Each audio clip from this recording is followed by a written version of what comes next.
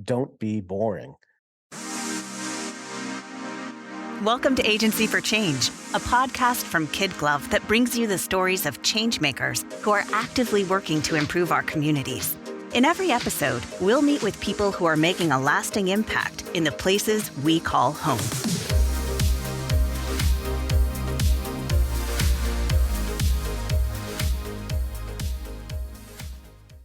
Hey everyone, this is Lynn Weinman, President and Chief Strategist at KidGlov. Welcome to another episode of the Agency for Change podcast. At KidGlov, storytelling is a significant component to our work.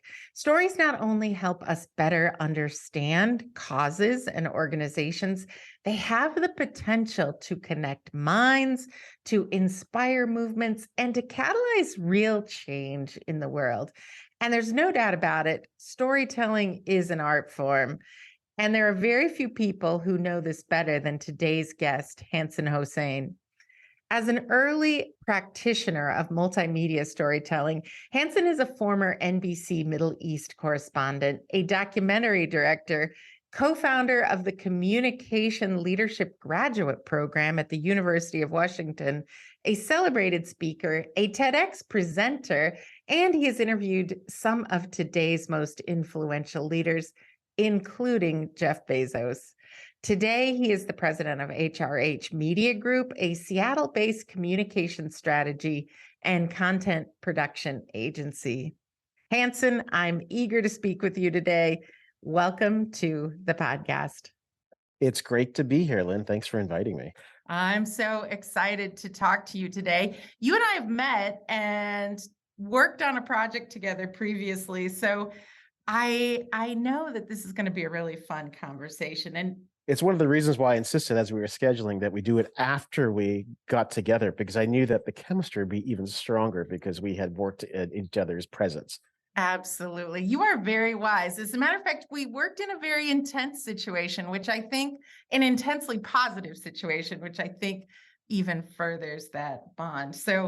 But I'm just going to make an interesting transition here. Speaking about intensely positive, you have previously had a career in journalism on NBC's nightly news.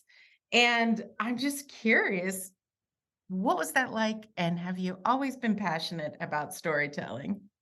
I've always been passionate about seeing things for myself and making sense of it, especially if it's on the edge of what people normally experience.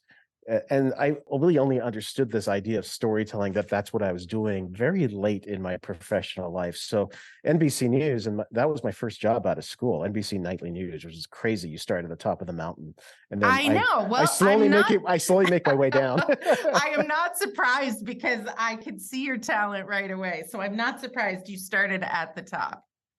But here's the funny thing about that. As much as I like the concept of storytelling, I love the power and the reach of an organization like NBC News. I did not like the way they told stories. I felt like, as you may know, traditional evening newscasts are voice of God, and it's surprising it hasn't really changed that much. And then and I also worked at MSNBC and helped launch that entity both online and on broadcast. And there's a certain way of telling stories that is very templated and constraining. And I did not enjoy that about 5 years into my professional life there.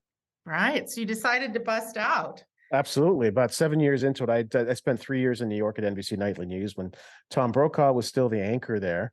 And then I insisted on an overseas position, and I thought they would send me to London, which is where I was born, as you can tell from my very British accent. And I have a British passport. But they said, you're a little audacious. Let's try you out in Israel, given your last name, Hosein. And so I ended up in Israel for 4 years. I was based out of Tel Aviv and used that as a launching pad for stories in that region and well beyond. So very much focused on conflict and war and devastation and destruction for 4 years. And that's where I learned that there were different ways to tell stories. And I really wanted that independence and starting to leverage new digital technology to do so. And that's what really pushed me in that direction. And NBC wasn't quite ready at the time to do that. So I left. Yeah. Well, good for you. I want to spin that back just a sec though. What is that like when you get that call or that email that says, you're going to Tel Aviv? It was great. They asked me out for lunch. Actually, I threatened to quit it and send me overseas because I was in my 20s and, Brash. testosterone and Yes. everything going. Yes. And so at that time, it was really very much excitement. I didn't have kids, wasn't married, and I really wanted to, as I like to say, live a life of James Bond, Yeah. sort of girls, gadgets, and international intrigue. None of that Wow. applies now, except for the gadgets. Oh, all right, all right, all right. You're married, you have a Yeah, family. exactly, Yes, yes, exactly, yes. yeah, That changes exactly. things. All right, so let's talk about it. You were in a war. Several. First of all, that's hard to imagine. That's several wars. That's hard to imagine. How do you frame up a story when you're in the midst of war, and how do you make it, or did you try to make it sound hopeful? That's that it's ancient history now, obviously. Although I feel like very much here, living in the United States, we're often on that cutting edge with regards to conflict. That's not the kind of cutting edge you always want to be on either. No, So, absolutely not. But even today, my kid's school is on lockdown. I'm not an adrenaline junkie, so I was never attracted to the idea of covering war. I was always attracted to the idea of how we as a species react in such extremities. yeah. And I like the way that you frame that question is because despite the incredible negativity of the violence and death of those situations, I was uniformly attracted to those stories of hope Mm. because I wanted to. You expect people to react very badly when their lives are very much on the line, and so that's an easy story to cover. You're just covering the day to day, but can you dig a little deeper to find how people are really making a difference to try to help each other when that is contrary to what their instincts should be? So that's the kind of story I pursued ad Yeah. infinitum because I had the opportunity to do that. Obviously, we had to supply breaking news stories to the evening newscasts and to cable news, but I would always keep in the back pocket those stories of hope, and that was really important to me. That's great. Hanson, did you ever put yourself in danger getting one I of those never, I would stories? never intentionally put myself in danger, but of course you find yourself in danger on a regular Yeah. basis. I was in Iraq. I have been to Syria. I've obviously been to the Palestinian territories. I've been to Lebanon, and on occasion there's gunfire, or in the case of northern Israel, there was rocket fire where I was a little bit too close to that. But I'm still here. I have a lot of gray in Yeah. my beard, but I'm still here. Because oftentimes in the day-to-day work of business and marketing, sometimes we have stressful situations and we say, no one's going to die, right? But you were in those dangerous situations. It's So, what I think it's wow. what I think it's what underlines my philosophy to life generally. I'm a bit of an existentialist in that, I kind of see life as somewhat as a cosmic joke and a freak of uncertainties and probabilities. And so the fact that we're still here, it's hard to take things too seriously. At the same time, I do manage risk differently than most people. And one of the Yeah. reasons why I like to ride my bike everywhere is because that Mm. is being super aware, super humble, but also still managing incredible risk. But it's not Mm. quite war zone risk. Yeah, yeah. You know what? I am going to ask you to tell a story because you and I were in a situation where you explained that you like to ride your bike because it gives you a different connection to people. Do you mind talking about that for a sec? And then I want to ask you about an upcoming project that you're working on after that. Yeah, absolutely. I mean, the instance was very much that I carry everywhere I go, especially if I'm in my car, I have a folding orange bike. It's made by a British company. And I've taken that bike on airplanes and ridden out of airports like LAX right Wow. into the city. And I That just love that. sounds so dangerous in itself. It's not, well, it's dangerous if you're not paying attention, but Yeah. it's incredibly liberating if you are, because first of all, it does put you in that state of incredible humility, which is the exact opposite to driving in America, which is all about power and Oh, frankly, to a yeah. certain degree, fear, which is what Yeah. leads to road rage. And I'm subject to that myself. When you're riding a bike, you're just grateful that somebody acknowledges you. You expect you're going to Hmm. get hit. And so that's very different. And at the same time, you're moving at a speed and you're so exposed that you're seeing and interacting with your environment in a much different way than you are when you're insulated in a Hmm. car. And so from a community point of view, which matters very deeply to me, to be able to go into neighborhoods and say to the world, and maybe what most people in a car would think are hostile neighborhoods, you know what, I trust this situation and you so much that I'm willing to connect to you in a different way. People feel that. They do. It was very, I mean, it's similar to when I used to go into war zones and I would have sometimes driving an armored car, right? Like a Jeep that had really thick glass and bulletproof siding. But you'd go into a town where there's probably potential a lot of violence, and I would intentionally put the windows down and put my elbow out the door because I want people to know that I'm relaxed about the situation. I'm not coming in as this heavily defended interloper, but I actually want to interact with you. And in many societies, that puts the obligation on them to be good Yeah. hosts and not put you in danger. Ah, yeah, smart. I just love the whole concept. Once again, working in a creative space, I love the whole concept of changing things up and figuring out how that changes your perspective and how people react to you. So, you mentioned to me that you are working on an interesting new project involving immersive storytelling related to the historic events in Selma, Alabama. I'm fascinated by this. Can you tell me more about the project? Yeah, what I've noticed especially is that maybe our generation and older generations really understand that you say Selma, Alabama, and that is shorthand for what happened in March 1965 when Martin Luther King was there and John Lewis, and they marched across this bridge to fight for voting rights for African American people in the Yeah. South. But a lot of young people don't really get that. I think they're Mm. more connected to more recent stories. And so I have this unique connection to the veterans of that march through a few initiatives in Selma, Alabama. I've been there 7 times in the last year, Wow. as some friends here in Seattle have bought the newspaper building right next to that very famous Edmund Pettus Bridge, which was part of that march. And so part of the legitimacy of investing in a community like Selma, which is now predominantly African American, really poor, a lot of white flight and everything else, is sort of, so you have to come in like when you're biking, humbly, right? You need to come in Yeah. and sort of saying, not here's how we're going to help you. It's like, what do you need and what can we do to support that? And what we've noticed is that they really want to recapture and retell and revitalize that Mhm. story. And so here's the opportunity. Can we incorporate new forms of technology and storytelling to bring people to Selma and to bring Selma to the world? It's a place that's hard to reach. It's a story that's a bit inaccessible in Yeah. itself editorially, and that's what I'm focusing on. Yeah, that sounds beautiful. I love that because I think it's easy to think about historical stories and to dismiss them as, well, that was a long time ago. But I bet as you're really digging in, there are a lot of lessons to be learned that are really relevant to today. There is one big lesson about it. It ties back to the technology of storage to begin with. Yeah. The story that we remember from Selma very much aligns with what our traditional, what we call the big man theory of history is. Like Martin Luther King did Mm, this. So some of it relates to this big man theory of history. Martin Luther King did this, went to Lyndon Johnson at the White House, and they did this together.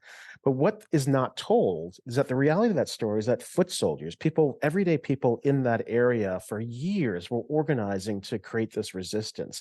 And they invited Martin Luther King in to amplify it. And mm. so if you just turn that story on its head a bit and explained it from the foot soldier's point of view, you really align it with how we tell stories today using social media of community driven influencers and how change is made that doesn't necessarily come from top down anymore. It comes from bottom up. And so all of a sudden, if you change your lens on that Mm. historical story, you can make it relevant because of the way we use technology and storytelling today. Beautiful. I love that. Since you opened the door to technology, seems like we're all abuzz about artificial intelligence, right? As a matter of fact, I've even had a couple people ask me, will we still need writers anymore? And it's like, oh my goodness, of course we'll still need writers. But I'm curious, I know you're an early adopter in embracing technology and storytelling. You mentioned it right off the top of the show. In what ways has technology changed storytelling, and in what ways has it stayed the same?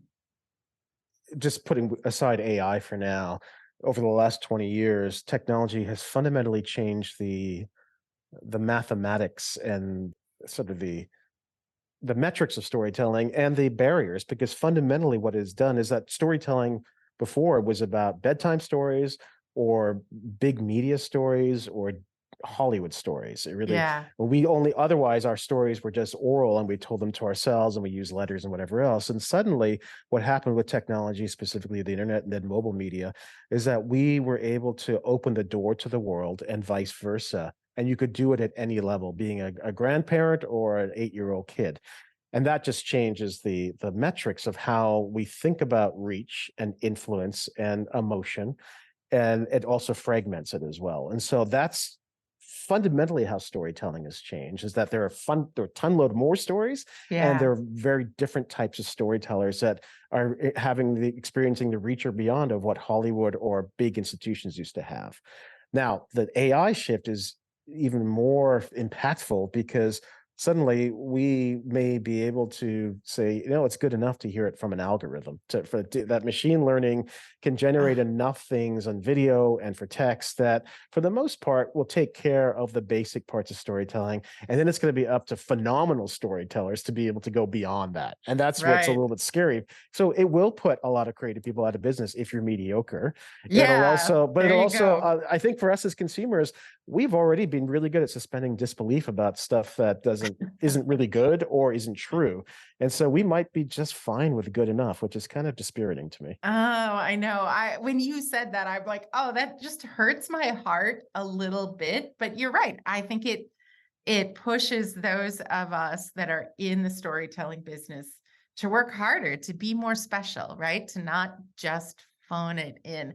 I do think too, there are times when we're consciously writing for an algorithm, and there's times when we're writing for humans. And so for me, I prefer to write for humans whenever I get the chance. Well, I'm watching a Marvel movie, or I'm just watching mainstream television or something on Netflix, and I recognize that even if they're not using AI, they have such specific templates about timing and pacing and humor and when to include it, that the algorithm is already there, whether it's a human or machine. And I will tell you very specifically that I have been testing out ChatGPT, the most recent one, and I paid $20 a month just to see what that gets me. Me too. and what I because what I ultimately people want me for is to interview others to make sense of something. So I'm a good interviewer. And what I decided to do was sort of figure out, well, maybe that's where I can leverage ChatGPT, which is to interview ChatGPT, because that is the magic of it, is it's the engineering of the prompt. The prompt has got to be good to make sure that the answer is good. In turn, and what I've noticed is that there is still some there's messiness. Some holes. And there's I'm even asking it about some of the work I've done that I know is in there, and it's not accurate. And so it's really up to us to maintain that vigilance over the content that's coming back through that particular platform. Yeah. I actually was just talking, Hanson, to a dean of a journalism college, and she was telling me that she is encouraging her students to use AI, but also encouraging them to not just leave it at that. Use AI as a tool to leverage. But she said, I can tell when students use AI to answer their tests or do their assignments, and they're also getting mediocre grades. So there's hope. There's hope, right? There is hope. I mean, it'll get smarter and better very quickly. But I think everybody's going to recognize that it's just a good start. And where the learning and the friction is from a human point of view is in knowing first what to ask, and then on the receiving end, knowing how to analyze it to make good sense of it and good utility. Because right now that's stuff that comes at you is kind of like a first draft. It's a first draft, very much so, very much so. So speaking of journalism students, I'm really curious about your work at the University of Washington in the Communication Leadership Graduate Program. Can you tell us a bit more of that? Yeah, as I left my career in journalism and I began to become this independent storyteller and did my first documentary film, which was very much about crowdsourcing ideas, traveling across the United States and actually ending up in your neck of the woods at some point in Nebraska. I recognized that storytelling was being unleashed, in that we were able to make it more accessible to practitioners. And so I brought that mindset to Seattle, where my wife was from, and I said to the University of Washington, hey, would you like a guest lecturer to see my movie and hear about what I'm talking about? They said, no, we're looking for somebody to run this small graduate program that's going nowhere. So I took over this graduate program and redesigned it with some colleagues, is what we call the Communication Leadership Graduate Program, with storytelling at its heart, with this idea that effective communicators at their best need to build community through trust and persuasion.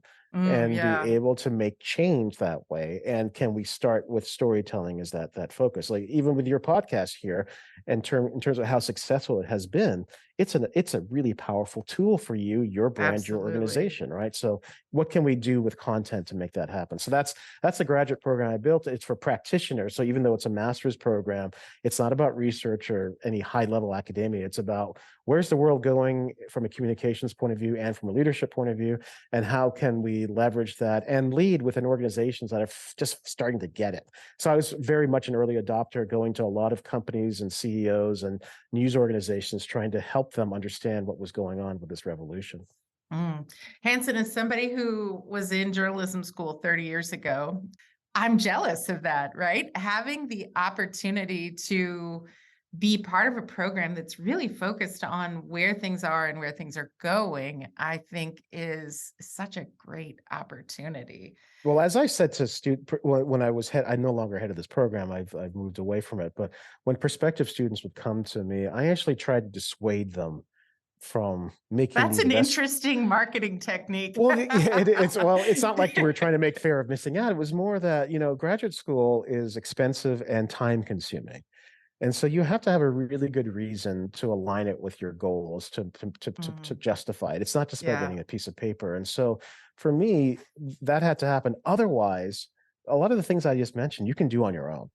You could, yeah. as long as you're in the right professional situation or you have that flexibility. And so I think it's flexible either way. That sounds good. So I have to admit, Hanson, it's a bit intimidating for me, a humble podcaster, to interview you, someone of journalism fame. And also, you've interviewed some of the most influential leaders in business today. I mean, and you've had the opportunity to lead TEDx events, which I'm kind of a TEDx junkie, to be honest. What draws you to these live events and interviews? And I'm also curious, what are some of the most impactful things that you've learned? Let me just take away that intimidation thing to begin with. One of the reasons why I think you and I connect so well is I really appreciate how you built this brand and this business, and even using this method of using a B Corp, I think is innovative. And Thank so you. you're leading in your own way. I've had a lot of experience in this journalism side, which is just one other thing. Yeah. The- I'm Um, wondering right now if you're analyzing my question asking and my question writing, which you probably are. So Not you at don't, all. okay. So don't you worry about that. What I'm doing is listening to myself and making sure I'm not, misleading you. No, not at all. I love the live interview. And it's not because I'm such a diva of being in front of an audience, but there's an element of deep connection and improvisation and just feeling the moment of going toe to toe with a leader on stage or on camera, where there's no safety net. Mm, And you really have to be prepared, but you also need to be open to the serendipity of the conversation. And you're a representative for the audience that you may or may not see in front of you. yeah. So I really like that, because you have to demonstrate both a deep intellectual curiosity in the subject, but also just a passion for the energy you're creating to make sense of the information coming at your way, what inserting yourself enough into the conversation, but it's not about you, but ultimately is Mhm. it about you, because you're filtering it out for everybody else. So that's what I love. And it's really interesting that these crazy, I've interviewed prime ministers and CEOs, Yeah. and I like it. I am not quite sure why I get invited to do these things, other than that maybe I have enough credibility, but I don't threaten them enough to sort of put them in risky situations, but just enough to be able to help them put something out there that they want to have put out there. Yeah, yeah. You have this nature about you that I have to say, even though I still am a little intimidated, talking to you puts me at ease. I think it's just because you are very talented at connecting with people. So I appreciate that, Well, I Hanson. recognize the very unnatural situation it is to connect with this on a camera, whatever else. And it always has been my goal, and this is from my early days in journalism, to make the person forget that the camera is there. Yeah, yeah. Did you learn that? Like, is that a skill that was learned, or was it something that's just part of who you are? It's a practice you've got to develop for yourself, because it requires a deep amount of confidence on your own part to know Yeah. that the technology can take care of itself.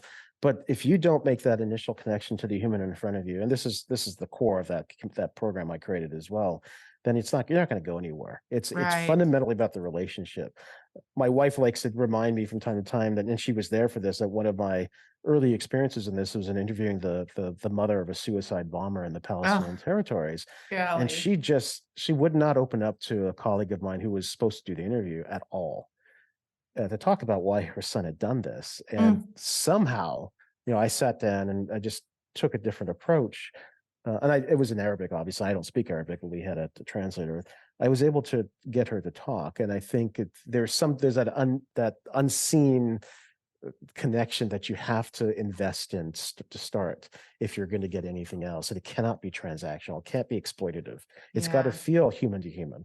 Right. I love that. I love it. So, Hanson, with all of these great things you've done, you're doing, are there any upcoming projects for you in addition to the Selma piece that you're really excited about?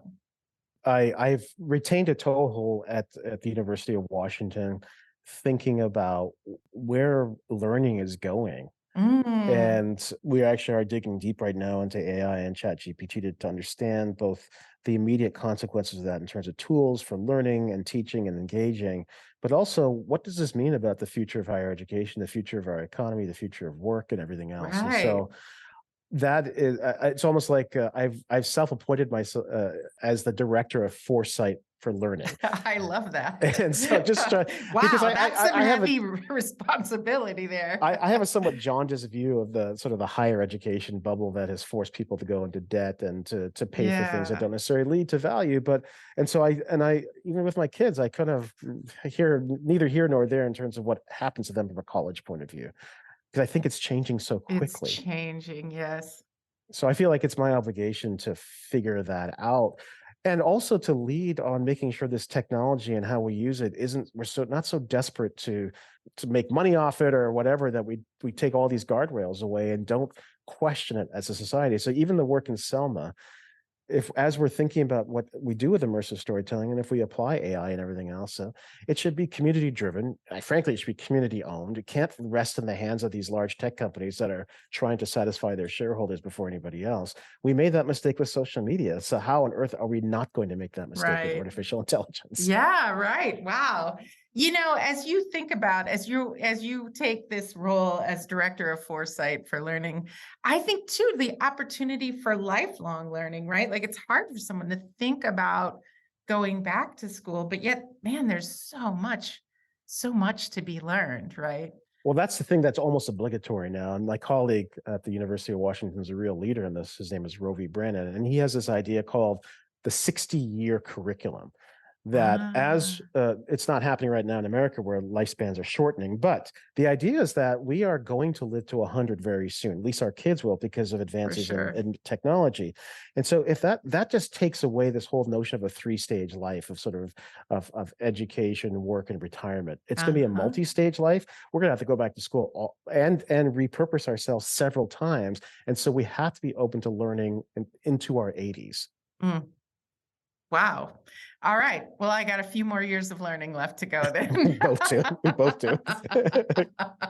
All right, Hanson, I'm going to ask you my favorite question next. I've asked this on every single Agency for Change podcast, but I am inspired by people like you. I'm inspired by motivational quotes, and I feel really lucky to get to talk with smart, passionate people.